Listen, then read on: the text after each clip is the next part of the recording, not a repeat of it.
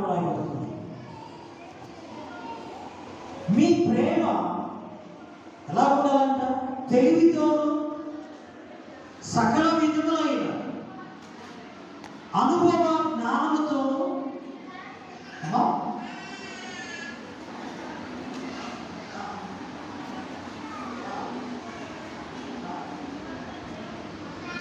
చూడండి, ఇక్కడ మీ ప్రేమ దేని చేత ఉండాలంట?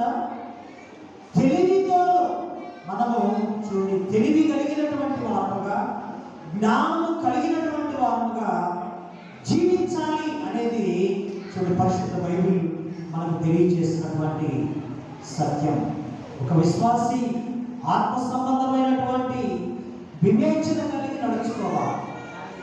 ఒక విశ్వాసి ఎలా నడుచుకోవాలన్నా మా అర్థమవుతున్న వాక్యం, ఒక విశ్వాసి ఆత్మ సంబంధమైన వివేచన కలిగి నడుచుకోవాలి. వివేచన ఉండాలి. ఒక వ్యక్తికి వివేచన అనేది కలిగి ఉండాలి.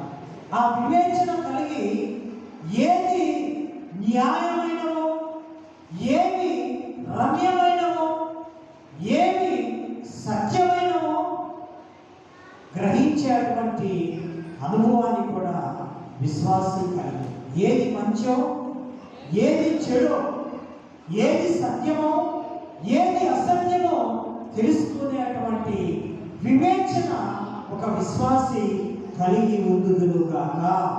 అందుకే ఆత్మ సంబంధమైనటువంటి వివేచన ప్రతి విశ్వాసి ఈ అంత్య దినాలలో ప్రతి ఒక్క విశ్వాసి కలిగి ఉండాలి అనేది పరిశుద్ధ బైబిల్ గ్రంథం మనకు తెలియజేస్తుంది. విశ్వాసకి ఏముండాలంటే ఈ దినాలలో ఆత్మ సంబంధమైన వివేచన కావాలి, జ్ఞానము కావాలి, తెలివి కావాలి.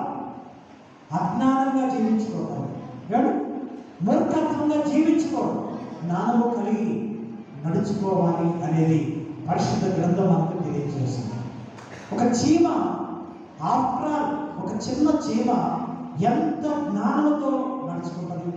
ఎక్కడున్న మాట చదవండి. సామెతల గ్రంథము 6:6.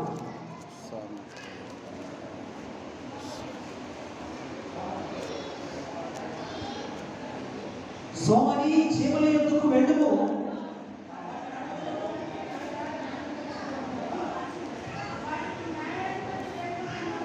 ఎవరు లేరంట? న్యాయాధిపతి లేకున్నాను, పై విచారణకర్త లేకున్నాను, అధిపతి లేకున్నాను.